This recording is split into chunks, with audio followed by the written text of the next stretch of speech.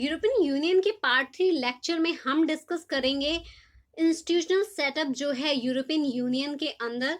सबसे पहली बात करेंगे यूरोपियन यूनियन काम कैसे करती है, ये एजेंडाज कैसे सेट करती है और इनकी लॉ मेकिंग एक्टिविटीज क्या है, इनकी लॉ मेकिंग इंस्टीट्यूशंस क्या हैं।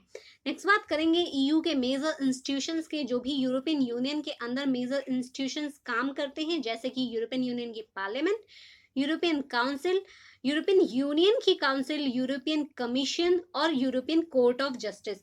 इन सब के साथ ही हम अदर सब बॉडीज की भी बात करेंगे, कुछ अदर इंस्टीट्यूशंस जो हैं यूरोपियन यूनियन के अंदर जो काम करते हैं, जैसे यूरोपियन सेंट्रल बैंक हो गया।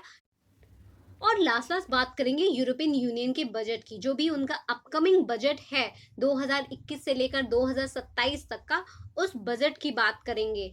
S2 academy welcomes to all aspirants.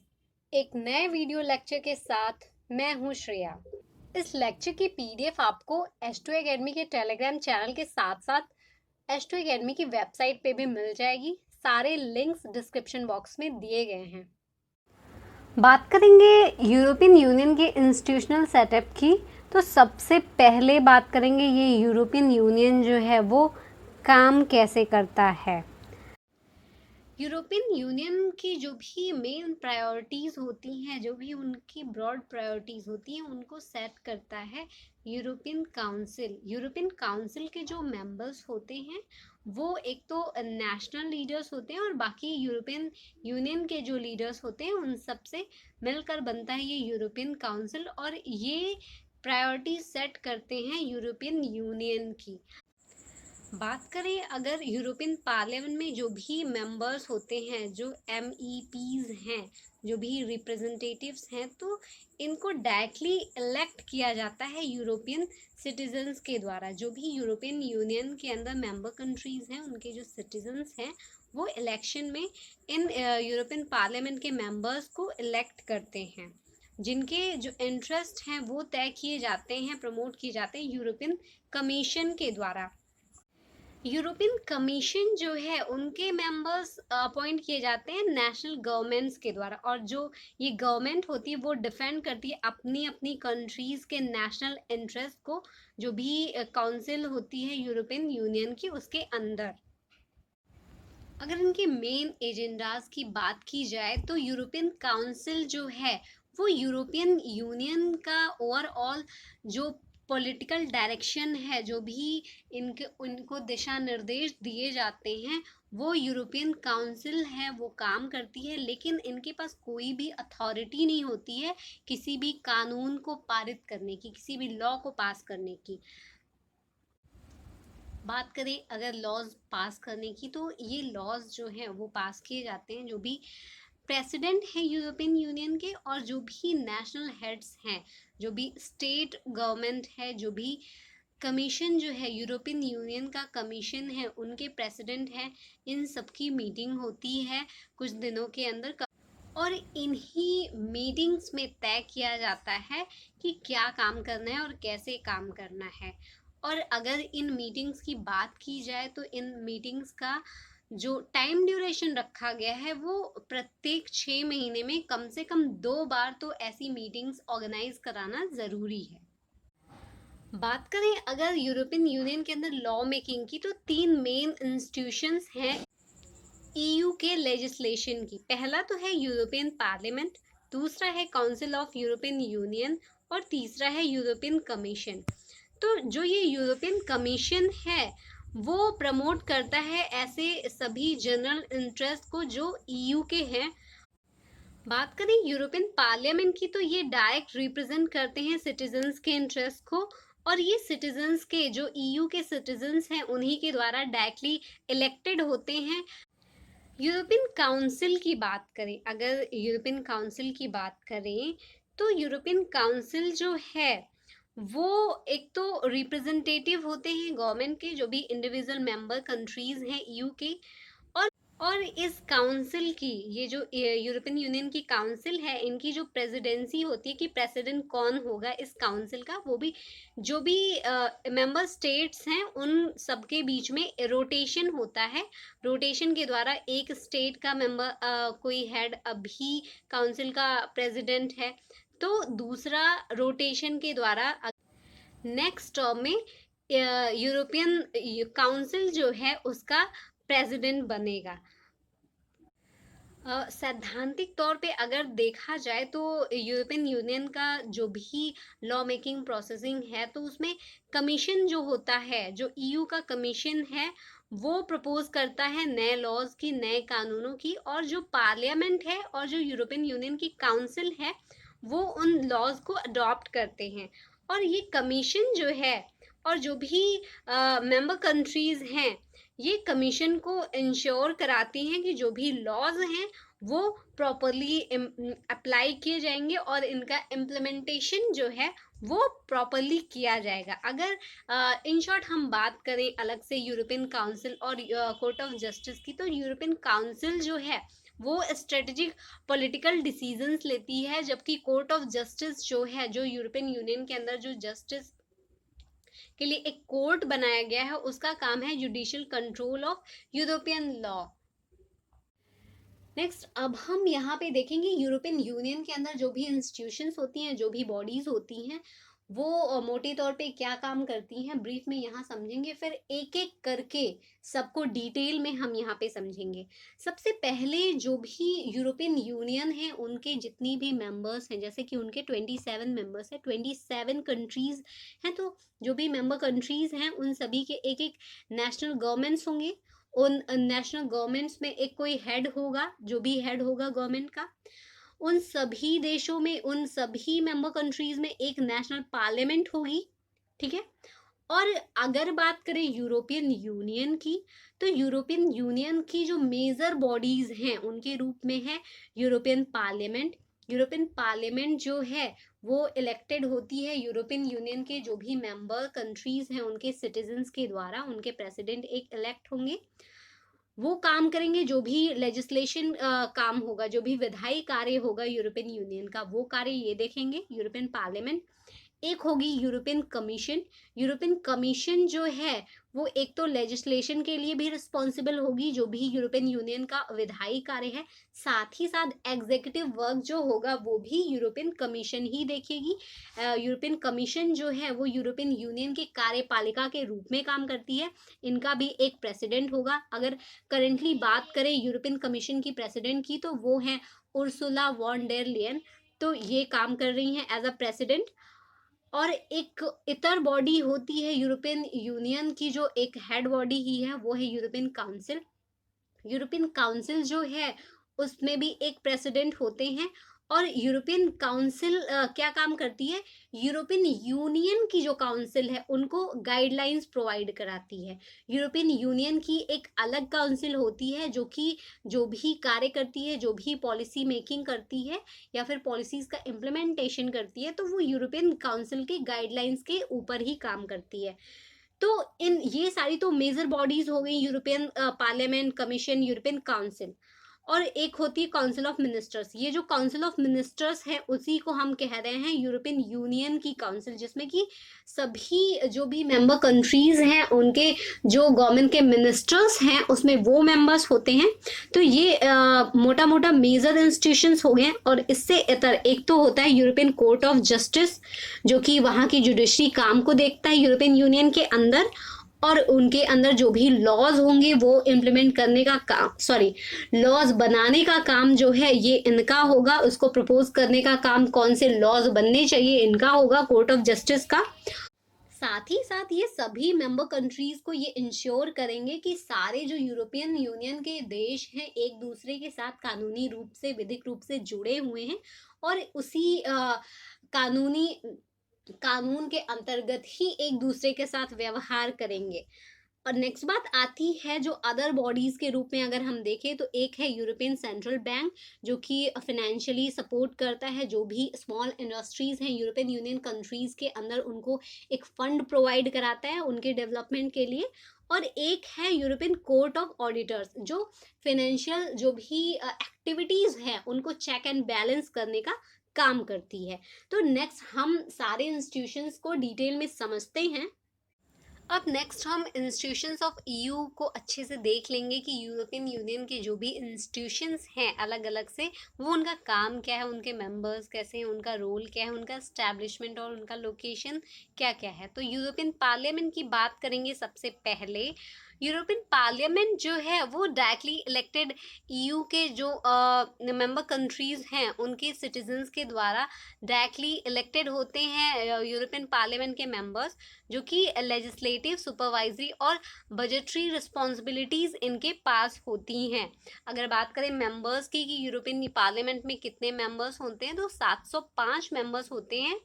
और एस्टैब्लिशमेंट इस यूरोपियन पार्लियामेंट का हुआ 1952 में, और इसे as a Common Assembly of the European Coal and Steel Community के द्वारा ही इस्टेब्लिश किया गया था, जो कि बाद में 1962 में यूरोपियन पार्लियामेंट बना। और इसका पहला इलेक्शन की बात करें कि इसमें पहली बार जो इलेक्टेड मेंबर्स कब आए, तो 1979 में यूरोपियन पार्लियामेंट के लिए पहली बार इलेक्शंस ऑर्गेनाइज कराया जाए। बात करें अगर यूरोपियन पार्लियामेंट के लोकेशन की, तो इसका लोकेशन जो है वो 3 जगहों में पाया जाता है। एक तो स्ट्रासबर्ग, फ्रांस की एक सिटी है, फ्रांस और जर्मनी के बॉर्डर पे स्थित है। दूसरा है ब्रसल्स, बेल्जियम, बेल्जियम की राजधानी है ब्रसल्स। और तीसरा है लग्जमबर्ग। लग्जमबर्ग एक लैंड-लॉक कंट्री है, यूरोप की एक छोटी सी कंट्री है, जो कि फ्रांस, जर्मनी और बेल्जियम से घिरी हुई है। तो ये इनका लोकेशन है यूरोपियन पार्लियामेंट का। और बात करें यूरोपियन पार्लियामेंट की, तो यूरोपियन पार्लियामेंट की जो लॉ मेकिंग बॉडी है वो डायरेक्टली यूरोपियन यूनियन के जो भी सिटीजन्स हैं, जो भी वोटर्स हैं, उनके द्वारा यूरोपियन पार्लियामेंट के जो मेंबर्स हैं हर 5 साल पे इलेक्ट किए जाते हैं। नेक्स्ट इंस्टीट्यूशन के रूप में हम देखेंगे यूरोपियन काउंसिल को। यूरोपियन काउंसिल जो है वो ईयू के अंदर, जो भी यूरोपियन यूनियन है उसके अंदर जो ओवरऑल डायरेक्शंस होते हैं ये इनके द्वारा दिए जाते हैं। जो भी पॉलिटिकल प्रायोरिटीज निर्धारित की जाती हैं वो भी यूरोपियन काउंसिल के द्वारा ही निर्धारित की जाती हैं। लेकिन इनके पास कोई भी अथॉरिटी नहीं है कि वो कोई भी कानून को पास कर सके। और ये जो भी कॉम्प्लेक्स और सेंसिटिव इश्यूज आते हैं यूरोपियन यूनियन के अंदर उनको डील करती हैं। लेकिन ये लोअर लेवल पे इंटर गवर्नमेंटल कॉपरेशन से रिलेटेड जो भी इश्यूज हैं उनको रिजॉल्व नहीं करती हैं। यूरोपियन काउंसिल यूरोपियन यूनियन के कॉमन फॉरेन और सिक्योरिटी पॉलिसीज जो हैं उनको निर्धारित करता है। इसके साथ ही साथ यूरोपियन यूनियन की जो भी स्ट्रेटेजिक इंटरेस्ट हैं और जो भी डिफेंस इम्प्लीकेशंस हैं उन सबको देखने का काम यूरोपियन काउंसिल का होता है। यूरोपियन काउंसिल यूरोपियन यूनियन के अंदर जो भी हाई प्रोफाइल रोल प्ले करने वाले कैंडिडेट्स होते हैं उनका नॉमिनेशन और उनका अपॉइंट करने का काम भी यूरोपियन काउंसिल ही करती है। अगर हम बात करें ऐसे हाई प्रोफाइल कैंडिडेट्स की, तो वो कौन से हो सकते हैं, एक तो ईसीबी के मेंबर्स हो सकते हैं और दूसरा यूरोपियन कमीशन के। तो ईसीबी है European central bank. European central bank में जो भी हाई प्रोफाइल अपॉइंटमेंट्स होते हैं उनको नॉमिनेशंस और अपॉइंटमेंट देने का काम, दोनों ही काम यूरोपियन काउंसिल का होता है। साथ ही साथ यूरोपियन कमीशन के अंदर जो भी हाई प्रोफाइल लेवल रोल्स होते हैं उनको भी नॉमिनेट और अपॉइंट करने का काम यूरोपियन काउंसिल का होता है। बात करें अगर यूरोपियन काउंसिल के मेंबर्स की, तो इसमें मेंबर कौन कौन होते हैं ये बात कर लेते हैं। जो भी स्टेट या गवर्नमेंट हेड होते हैं यूरोपियन कंट्रीज के, तो एक तो वो मेंबर्स होते हैं। बाकी यूरोपियन काउंसिल के प्रेसिडेंट होते हैं, यूरोपियन कमीशन के प्रेसिडेंट होते हैं। तो ये सारे मेंबर्स होते हैं यूरोपियन काउंसिल के अंदर। अगर बात करें यूरोपियन काउंसिल का अभी प्रेजेंट टाइम में प्रेसिडेंट कौन है, तो चार्ल्स मिशेल हैं। और यूरोपियन काउंसिल जो है उसका इस्टेब्लिशमेंट कब हुआ, 1974 में एक इनफॉर्मल फोरम के रूप में शुरू किया गया यूरोपियन काउंसिल, जिसको 1992 में एक फॉर्मल स्टेटस दिया गया और इसको एक ऑफिशियल ईयू इंस्टीट्यूशन बनाया गया। यूरोपियन यूनियन का एक ऑफिशियल इंस्टीट्यूशन बनाया गया 2009 में। बात करें अगर यूरोपियन काउंसिल के लोकेशन की तो वो ब्रसल्स में है, बेल्जियम में। एक साल में जनरली 4 बार यूरोपियन काउंसिल की मीटिंग बुलाई जाती है, जिसमें कि जो भी इश्यूज और केसेस होते हैं उनको सॉल्व किया जाता है। और इस काउंसिल में जो भी ईयू के मेंबर कंट्रीज हैं, उनके जो भी state of head of state हैं या फिर जो भी गवर्नमेंट है, वही वोट करने का अधिकार रखते हैं। अब नेक्स्ट हम बात करेंगे यूरोपियन यूनियन की काउंसिल के बारे में। अभी हमने बात की यूरोपियन काउंसिल के बारे में, अब नेक्स्ट हम डिस्कस करेंगे यूरोपियन यूनियन की जो काउंसिल है उसका क्या काम है, उसमें मेंबर्स क्या होते हैं। तो यूरोपियन यूनियन की जो काउंसिल है वो यूरोपियन यूनियन में जो भी लॉज बनते हैं, जो भी कानून बनते हैं, उनके अंदर नेगोशिएशंस करती है, उनको अडॉप्ट करती है। ये उन सभी कानूनों में क्या चीज़ें शामिल होनी चाहिए, क्या चीज़ें बैन होनी चाहिए, इन सब चीज़ों के ऊपर विचार विमर्श करते हैं। और जो भी पॉलिसीज हैं, जो भी नीति निर्माण होता है यूरोपियन यूनियन कंट्रीज में, उन सबको कोऑर्डिनेट कराने का काम जो है वो यूरोपियन यूनियन की काउंसिल का है। साथ ही साथ जो यूरोपियन काउंसिल, अभी जो हमने पढ़ा, यूरोपियन काउंसिल क्या करती है, फॉरेन एंड सिक्योरिटी पॉलिसीज बनाती है। तो फॉरेन एंड सिक्योरिटी पॉलिसीज जो है यूरोपियन काउंसिल के गाइडलाइंस जो हैं फॉरेन एंड सिक्योरिटी पॉलिसीज के, जो तो यूरोपियन काउंसिल की गाइडलाइंस को फॉलो करते हुए यूरोपियन यूनियन के लिए विदेश और सुरक्षा मामलों में नीति निर्माण का काम करती है, उसको विकसित करती है। साथ ही साथ यूरोपियन यूनियन की जो काउंसिल है वो कंक्लूड करती है ऐसे सभी एग्रीमेंट्स को जो यूरोपियन यूनियन का इंटरनेशनली जो भी एग्रीमेंट होता है, चाहे किसी इंटरनेशनल ऑर्गेनाइजेशन से हो या फिर यूरोपियन यूनियन की कंट्रीज से इतर अन्य देशों के साथ जो भी अग्रीमेंट या समझौते होते हैं, उनको कंक्लूड करती है यूरोपियन यूनियन की काउंसिल। साथ ही साथ जो भी यूरोपियन यूनियन का बजट होता है, वार्षिक बजट, इनका जो एनुअल बजट होता है, उसको अडॉप्ट करती है ये काउंसिल। और यूरोपियन पार्लियामेंट के जो ज्वाइंट सेशंस बुलाए जाते हैं, उनमें पार्टिसिपेट करती है ये काउंसिल। अगर हम बात करें यूरोपियन यूनियन के काउंसिल में मेंबर्स कौन होते हैं, तो जो भी ईयू कंट्रीज है, जो भी यूरोपियन यूनियन के मेंबर कंट्रीज हैं, उनके गवर्नमेंट के जो मिनिस्टर्स होते हैं वो इनमें मेंबर्स होते हैं। और ये अपने अपने क्षेत्र विशेष की जो भी पॉलिसीज हैं उनके ऊपर डिस्कशंस करते हैं इन काउंसिल्स में। अगर बात करें कि यूरोपियन यूनियन की जो काउंसिल है उसमें प्रेसिडेंट कौन होगा, तो इसमें प्रेसिडेंट जो है वो भी रोटेशन बेसिस पे होता है। जो भी ईयू कंट्रीज हैं उनमें प्रेसिडेंसी जो है हर 6 महीने पे रोटेट करती है। और बात करें यूरोपियन यूनियन की काउंसिल की, तो इसको इस्टेब्लिश किया गया 1958 में, जो कि council of European economic community के रूप में था। और इसका लोकेशन जो है वो ब्रसेल्स, बेल्जियम में है। और यूरोपियन पार्लियामेंट जो है और ये यूरोपियन यूनियन की जो काउंसिल है, ये दोनों ही मेन डिसीजन मेकिंग बॉडी है यूरोपियन यूनियन के अंदर, जिसमें कि सिंपल मेजॉरिटी की आवश्यकता होती है जो भी प्रोसीजरल और एडमिनिस्ट्रेटिव इश्यूज होते हैं उनको सॉल्व करने के लिए। साथ ही साथ जो भी सेंसिटिव टॉपिक्स होते हैं, जैसे कि फॉरेन पॉलिसी हो गई, टैक्सेशन हो गया, इन सभी मामलों में सिंपल मेजोरिटी की आवश्यकता होती है। और उसी से ही ये लोग सारे समस्याओं का हल ढूंढने का प्रयास करते हैं। नेक्स्ट, अब हम इंस्टीट्यूशंस के अंदर बात करेंगे यूरोपियन कमीशन की। यूरोपियन कमीशन का रोल क्या होता है ये जान लेते हैं। यूरोपियन कमीशन जो है वो यूरोपियन यूनियन के जो भी जनरल इंटरेस्ट होते हैं उनको प्रमोट करता है। नए लॉज जो हैं उनको प्रपोज करता है कि कौन कौन से नए लॉज इम्प्लीमेंट होने चाहिए यूरोपियन यूनियन के अंदर। यूरोपियन कमीशन जो है वो पॉलिसीज मैनेज करता है यूरोपियन यूनियन की। और यूरोपियन कमीशन ही एलोकेट करता है ईयू में जो भी फंडिंग्स होती हैं, वो एलोकेट करता है यूरोपियन कमीशन।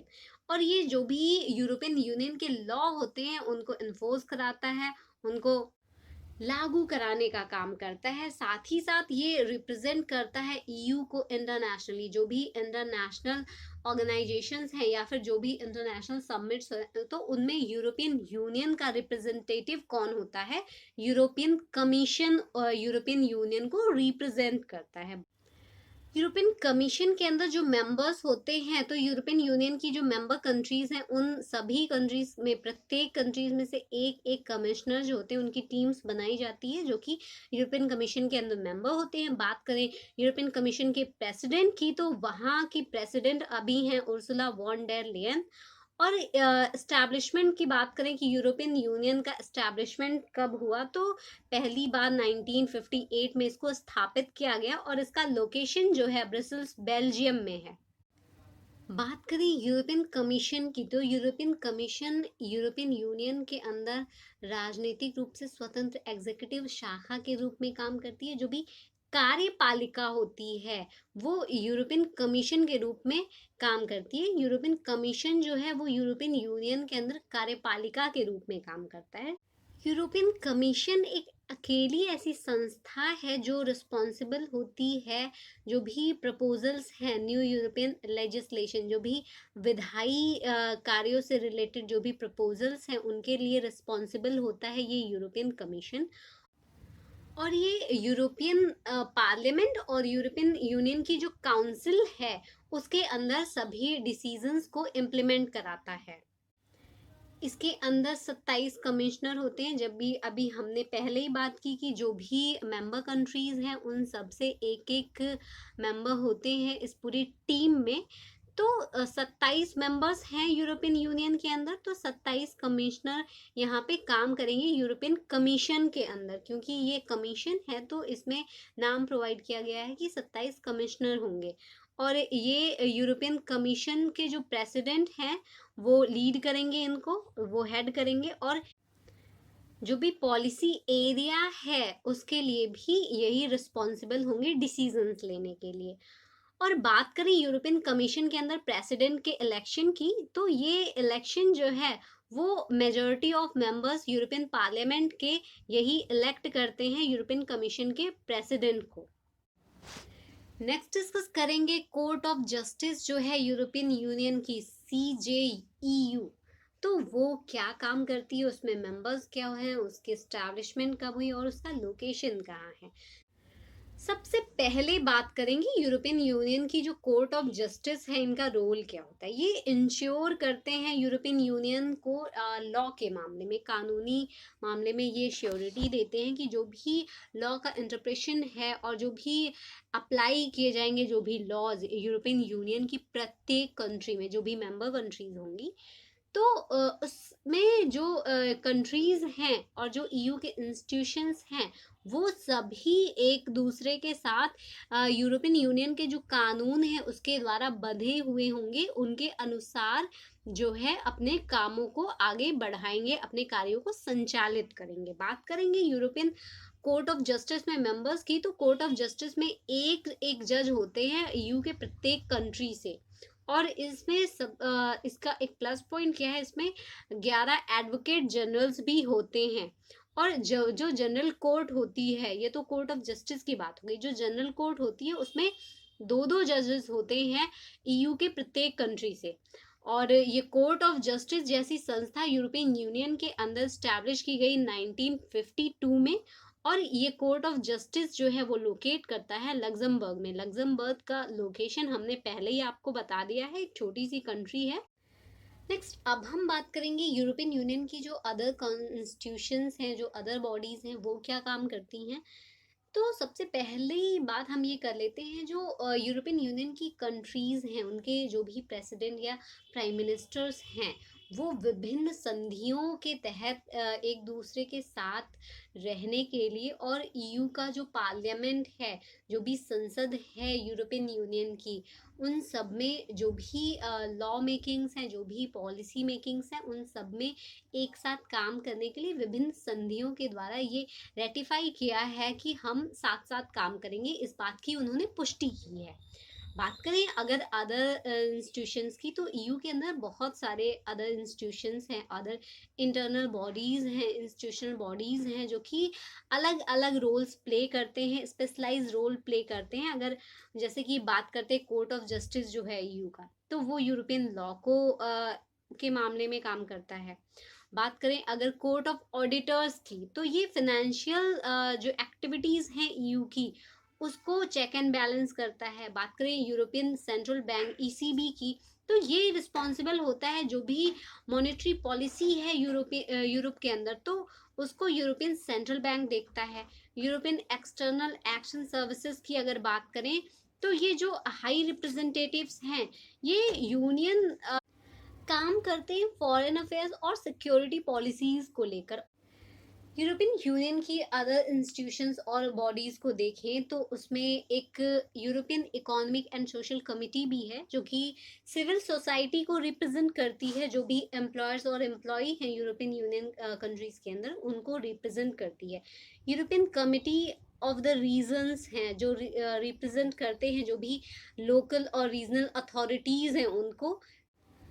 बात करें यूरोपियन इन्वेस्टमेंट बैंक की, तो ये फिनेंस करते हैं जो भी इन्वेस्टमेंट प्रोजेक्ट्स हैं यूरोपियन यूनियन कंट्रीज के अंदर उनको, और जो भी स्मॉल बिजनेसेस हैं उनको ग्रो करने में, उनको डेवलप करने में हेल्प करते हैं। और ये हेल्प जो है, जो ये इन्वेस्टमेंट वो करते हैं यूरोपियन इन्वेस्टमेंट फंड के द्वारा।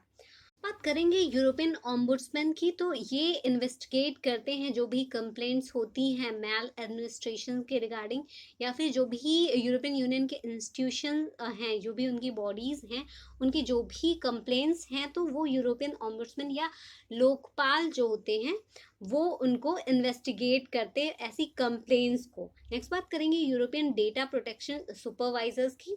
ये प्रोवाइड कराते हैं ऐसे सेफगार्ड जो भी लोगों की पर्सनल डेटा होती है, उनकी जो भी प्राइवेसी को इंश्योर कराते हैं और लोगों के पर्सनल डेटा को एक सेफ गार्ड देते हैं। नेक्स्ट बात करेंगे पब्लिकेशंस ऑफिस की, तो ये ऑफिसेस जो हैं, ये पब्लिश करती हैं ऐसे इंफॉर्मेशंस यूरोपियन यूनियन के बारे में। नेक्स्ट बात करेंगे यूरोपियन पर्सनल सिलेक्शन ऑफिसर्स, इनको रिक्रूट किया जाता है यूरोपियन इंस्टीट्यूशंस और अदर बॉडीज के अंदर। यूरोपियन स्कूल ऑफ एडमिनिस्ट्रेशन है, जो वो प्रोवाइड कराते हैं जो भी स्पेसिफिक एरियाज हैं ईयू के स्टाफ मेंबर्स के, उनको ट्रेनिंग प्रोवाइड कराते हैं। नेक्स्ट बात करेंगे जो भी स्पेशलाइज एजेंसीज हैं ईयू की, जो भी डिसेंट्रलाइज बॉडीज हैं, वो क्या करती हैं, वो जो भी टेक्निकल, साइंटिफिक और मैनेजमेंट टास्क है, इन सभी को हैंडल करती हैं, इन सभी को मैनेज करती हैं और इन सभी के ऊपर काम करती हैं।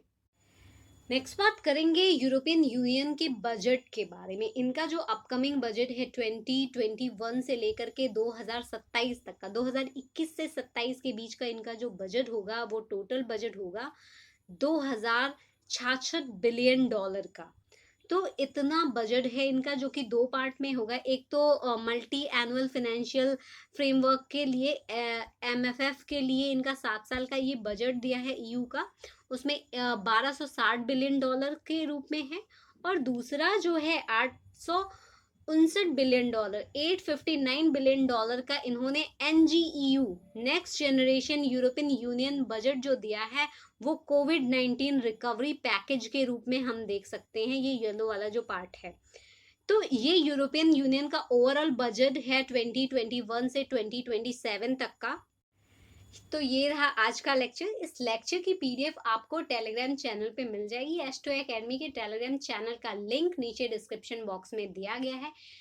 एस्ट्रो एकेडमी के सारे सोशल मीडिया अकाउंट के लिंक के साथ साथ मेरे भी सारे सोशल मीडिया अकाउंट के लिंक डिस्क्रिप्शन बॉक्स में दिए गए हैं। आप लिंक्स पे क्लिक करके हमसे सीधे वहां से जुड़ सकते हैं। आपके कोई भी सजेशंस या क्वेरीज हैं तो आप दिए गए नंबर पे व्हाट्सएप करें, या फिर आप हमें ईमेल कर सकते हैं। आपके जो भी फीडबैक्स हैं इस लेक्चर के रिगार्डिंग या फिर चैनल के रिगार्डिंग, आप कमेंट सेक्शन में ज़रूर बताएं। So thanks for watching, have an awesome day.